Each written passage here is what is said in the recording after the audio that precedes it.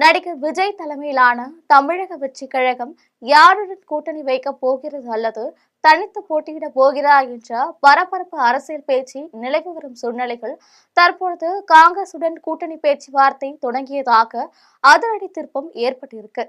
இது பற்றி ஜெம் தொலைக்காட்சி வழங்கும் சிறப்பு செய்தி தொகுப்பை இப்போது பார்க்கலாம்.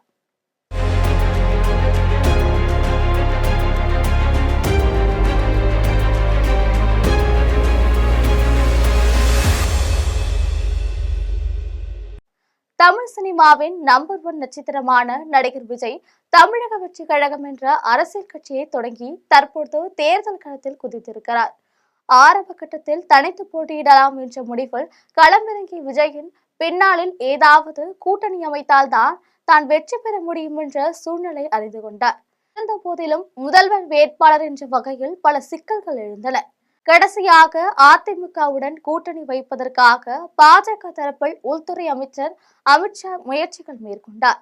ஆனால் அதிமுகவுடன் கூட்டணி இல்லை என விஜய் தரப்பில் ஆணித்தரமாக மறுப்பு தெரிவித்து விட்டார். தற்பொழுது அதிமுகவினரும் பாஜகவினரும் விஜயை எதிர்த்து காரசாரமாக பேசி வருகிறார் என்பது குறிப்பிடத்தக்கது. இதற்கு முன்னதாகவே காங்கிரஸ் சார்பில் கூட்டணி சேரலாம் என விஜய் முடிவு எடுத்திருந்தார். இத்தொடர்பாக டெல்லி மேலிடம் வரை பேச்சுவார்த்தைகளும் நடைபெற்றன. கேரளாவை சேர்ந்த 2 காங்கிரஸ் தலைவர்கள் இதனை முன்னெடுத்து சென்றனர். காங்கிரஸ் தலைவர் சோனியா காந்தி வரை கூட்டணி குறித்து பேச்சுவார்த்தை நடைபெற்றது. பின்னர் இந்த விவகாரம் தள்ளி போடப்பட்டது. இது குறித்து செய்திகளை நமது ஜெம் தொலைக்காட்சி அப்பொழுதே பரபரப்பு செய்தியாக வெளியிட்டது என்பது நினைவிருக்கலாம். தற்பொழுது மீண்டும் காங்கிரஸ் தமிழக வெற்றி கழக கூட்டணி பேச்சுவார்த்தை தொடங்கியிருக்கிறது. காங்கிரஸ் சார்பில் முக்கிய தலைவர் ஒருவர் விஜயுடனும் தவிக முக்கிய நிர்வாகிகளுடனும் பேச்சுவார்த்தை நடத்தியிருக்கிறார். கடந்த 2011ஆம் ஆண்டு தேர்தலில் காங்கிரஸ் கட்சி 69 தொகுதிகளில் போட்டியிட்டது. ஆனால் இதன் பின்னர் கடந்த தேர்தலில் திமுக தரப்பில் 25 தொகுதிகள் தான் ஒதுக்கி தரப்பட்டது. மேலும் அமைச்சரவையிலும் இடம் தரப்படவில்லை. இதனால் தமிழக காங்கிரஸ் கட்சியினர் மிகுந்த அதிருப்தியில் இருக்கிறார்கள். தற்போது தங்களுக்கு அதிகப்படியான தொகுதிகளை ஒதுக்கி தர வேண்டும், அமைச்சரவையிலும் இடம் தர வேண்டும் என கோரிக்கை விடுத்துள்ளனர். ஆனால் இது குறித்து மு.க. ஸ்டாலின் தனது கருத்து எதையும் தெரிவிக்கவில்லை. இந்த சூழ்நிலையில் காங்கிரஸ் கட்சியை சேர்ந்த முக்கிய நிர்வாகிகள் பலர் தமிழக வெற்றி கழகத்துடன் கூட்டணியில் சேர்ந்து கொள்ளலாம் என கூறி வந்தனர்.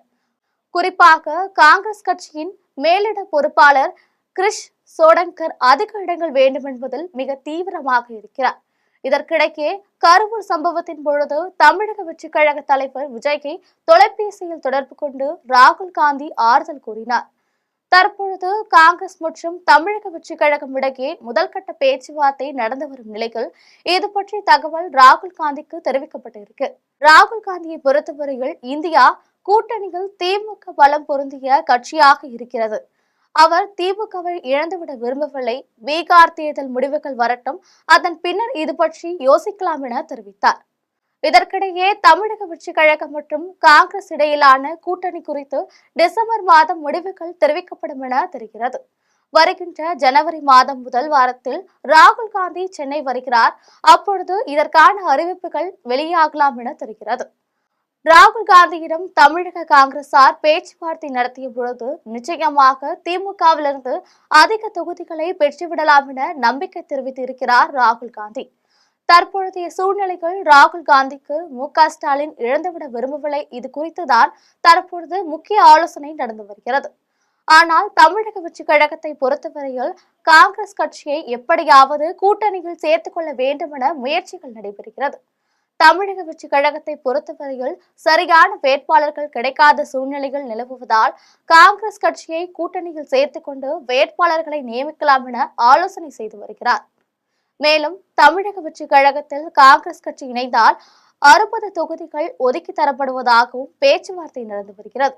இது பற்றி தகவல் அனைத்தும் திமுக தலைவர் மு.க. ஸ்டாலினுக்கும் தெரியவந்த நிலையில் ஒருவேளை காங்கிரஸ் கட்சியினர் திமுகவை விட்டு விலகினால் என்ன செய்வது என்பது குறித்து அவர் தீவிர ஆலோசனை செய்து வருகிறார். அதே சமயம் அதிக தொகுதிகளை ஒதுக்கி தரவும் அமைச்சரவையில் இடம் தரவும் அவர் முன்வரவில்லை என்பது முக்கிய செய்தியாக பார்க்கப்படுகிறது. எனவே தற்போதைய சூழ்நிலையில் தமிழக வெற்றி கழகமும் காங்கிரஸ் கட்சியும் இணைவதில் ஏராளமான குழப்பங்கள் நிலவி வருகின்றன. எதுவாக இருந்தாலும் வருகின்ற டிசம்பர் மாதத்திற்குள் ஒரு முக்கிய முடிவு அறிவிக்கப்படும் என எதிர்பார்க்கப்படுகிறது. இது போன்ற சூடான அரசியல் செய்திகளுக்கு ஜெம் தொலைக்காட்சியுடன் எப்பொழுதும் இணைந்தீர்கள்.